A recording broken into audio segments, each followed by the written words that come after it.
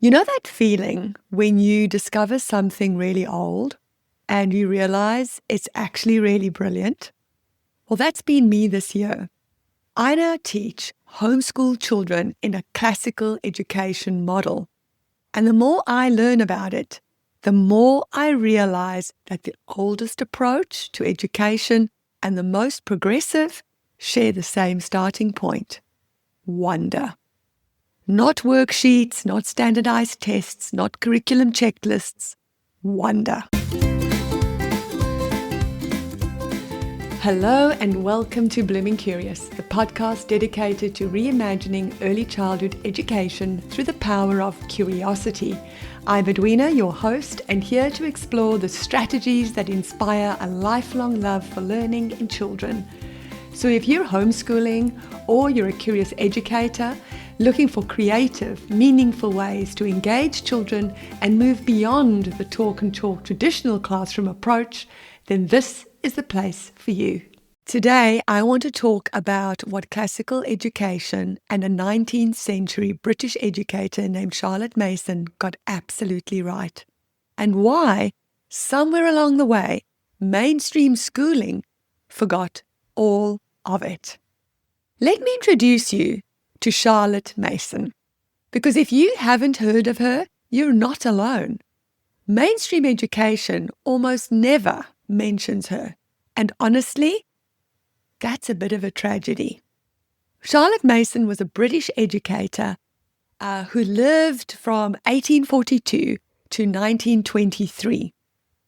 She spent her whole life thinking deeply about children, how they learn, how they think, how they come alive in a classroom. Her philosophy was radical at the time. And here's the thing, it's still radical even now. She believed that children are not blank slates to be filled with facts. She believed that they are whole persons, curious, capable, imaginative human beings who deserve to encounter the real world through real books, real nature, and real conversation. So why is she so popular then with homeschoolers and classical educators, but almost invisible to mainstream education? Because her methods are slow. They're rich. They resist being packaged into a program, tested with a rubric, or measured on a spreadsheet. And our modern system has become addicted to measurable outputs. Charlotte Mason's approach produces something harder to measure: a love of learning. And that lasts a lifetime. And it's been incredible for me because my tagline is for the love of learning. And it's something that I have pursued my whole teaching and parenting life. And so when I found Charlotte Mason, and that's really what she's about, creating this and nurturing this love of learning, of course, I fell in love. And now let's talk about classical education, because I think people hear the word classical and they picture dusty old textbooks and Latin signs everywhere. And yes, there is some Latin, but the philosophy underneath it all is anything but dusty. Classical education at its heart is built on what they call the trivium.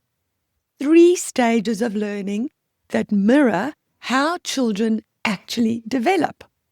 For the youngest learners, that's from kindergarten right through to year 2, they're in the grammar stage. And this is the season of taking it all in. Stories, songs, chants, patterns. Children at this age are sponges, and classical education knows it. So instead of rushing them through abstraction, it feeds them with rich language, beautiful stories, and deep exposure to the world. That sound familiar? It should, because Charlotte Mason said almost exactly the same thing. Here's what I find so fascinating. Classical education and Charlotte Mason developed separately. Different centuries, different contexts, and they both arrived at the same conclusion.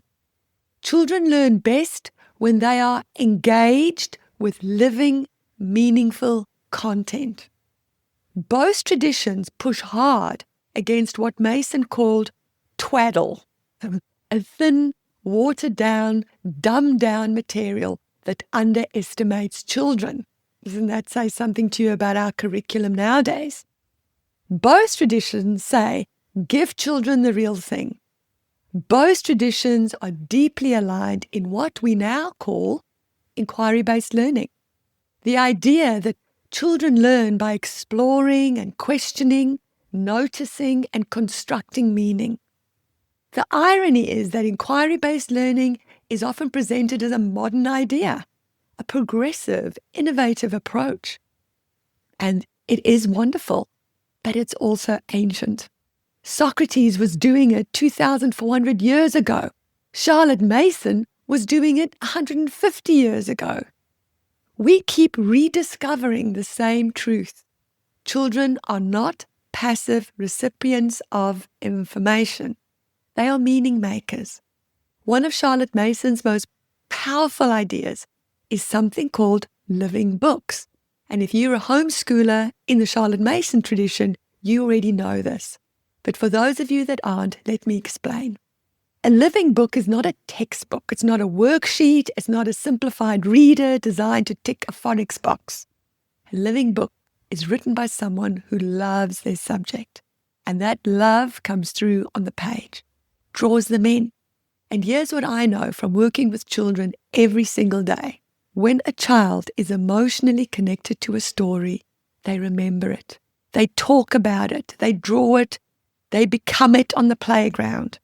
This is why my entire teaching approach is built around high-quality picture books, not as a nice extra, but as a core. A great picture book, think I Went Walking by Sue Williams, is a living book. It has rhythm, it has pattern, it has beauty. And from that one book, you can teach English, math, science, and the arts. All of it is connected. All of it is alive. That is Charlotte Mason. That is classical education. That is also just good teaching. And one more idea I want to highlight, because it's so simple but so powerful, is one that I only learned recently. And now that I know it, I'm almost annoyed that I didn't do enough of it previously. Narration. Charlotte Mason believed that after a child reads or hears something, you simply ask them, tell me what you remember. Not a quiz, not a multiple choice test, just tell me. And what happens when a child narrates?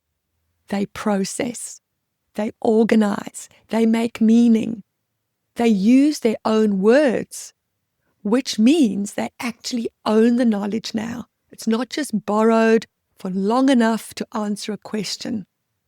In classical schools, this shows up in Socratic discussion. In Charlotte Mason homes, it's a daily practice from the earliest years. And neuroscience backs this up completely. Retrieval practice, the act of pulling information back out of your brain, is one of the most powerful strategies we know of. Charlotte Mason knew this in 1890. And she called it narration. So here's my challenge to you, whether you're a parent, a homeschooler, or a frustrated early childhood educator in a classroom. Don't wait for the system to catch up. You can bring this right now into your home or into your room right now. You don't need expensive resources. You don't need a whole new curriculum. You just need a great book and some time, preferably outdoors, and the belief that children are capable of so much more than we ask of them. And speaking of great books, I have something for you. I've put together a free lesson plan built entirely around I Went Walking, lovely picture book by Sue Williams. It's a beautiful, simple, joyful picture book and a perfect living book for the youngest learners. The lesson plan shows you exactly how to use one little picture book to teach English, maths, and science. And in the spirit of everything we've talked about today, it has rich language, wonder, and connection. I've also created a free guide that takes it even further, showing you exactly how a simple and natural thing like going for a walk with a child and collecting whatever they find along the way can become full, rich, multi-subject learning experience, whether it be a stick, a leaf, a stone, a feather. You can teach English, maths, science, even art. Charlotte Mason would absolutely approve. You can grab both the lesson plan and the e-guide completely free. The link is in the show notes. Go for a walk this week. Take your child or your students with you. See what they notice. That right there is the oldest and most powerful classroom in the world. And if you're wondering about a curriculum for kindergartners or pre-kindergartners, this is the perfect starting point for you. Just your curiosity, your desire to want to teach differently, richly, to connect with your whole child. So go get those 2 downloads in the show notes. And until next time, take care of yourself and be blooming curious.